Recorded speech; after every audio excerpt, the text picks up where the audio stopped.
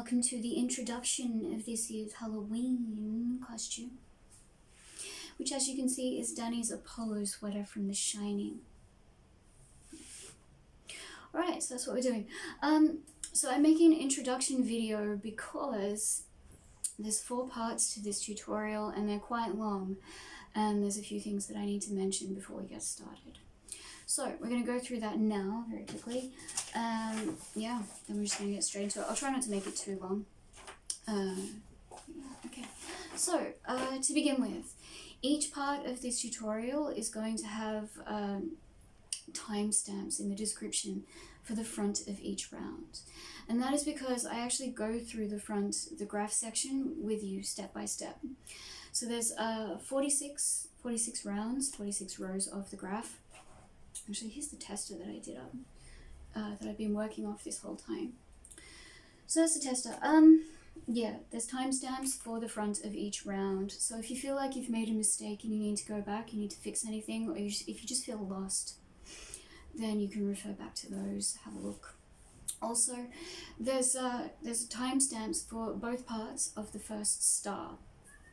So there's 2 parts to that, so that you can use that to base these ones, the second, third one off as you go. So that just a little extra help, you know. What else do I need to mention? So yes, the materials that I've used a 3.5mm hook, and okay. So blue being the predominant color, I've used 2 and a little bit skeins. So very little of the third one for this. It didn't take much at all.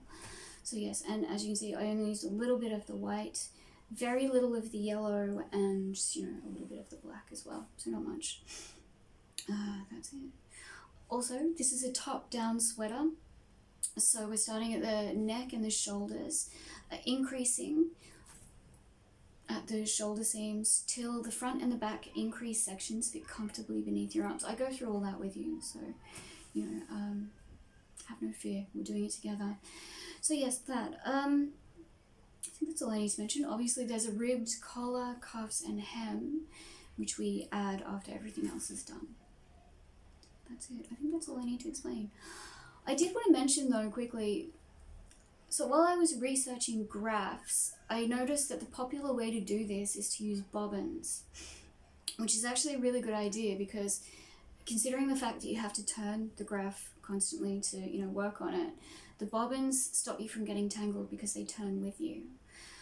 However, what I noticed for myself and for this particular design, I suppose maybe because it's, I don't know whether it's because it's white or whatever, but having wound the yarn onto the bobbins, it unwinds the yarn a little bit, which makes it kind of thin and a little more stretchy. So for the white, it made the gaps between the white stitches really, really big, which looked awful. So the Apollo didn't show up well, and it was upsettingly awful. So what I did is I didn't use bobbins. We're just using full skeins for this. So that's the other thing that I need to mention, is that as you go along, you really need to keep on top of, after every round, keep on top of detangling the yarn and just, reorganizing it on the desk that you're working on or wherever you're working, just to make sure you don't get tangled. It is a big deal, because if you don't and you do get tangled, it's frustrating, and yeah, it can be really annoying. So that's it. I think that's all I need to say. Obviously this is my first graph design and I'm really, really proud of it. I'm really excited to be sharing it with you. And congratulations to whoever won the Halloween competition, whoever guessed correctly who wore this sweater and in what film. I'm very proud of this one. I love Halloween costumes, and I love making Halloween costumes, in case you hadn't noticed. Yeah, alright.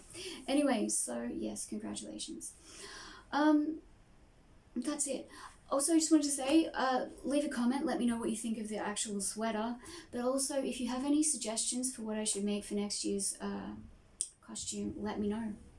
I love suggestions, and I love challenging myself to make those suggestions. So yes, please let me know what you think. Yeah. Alright, I think that's it. I think that's all I need to mention. If you have any questions, leave a comment. Also, if you haven't subscribed but you would like to subscribe to join me for some more tutorials, I would love to have you join me.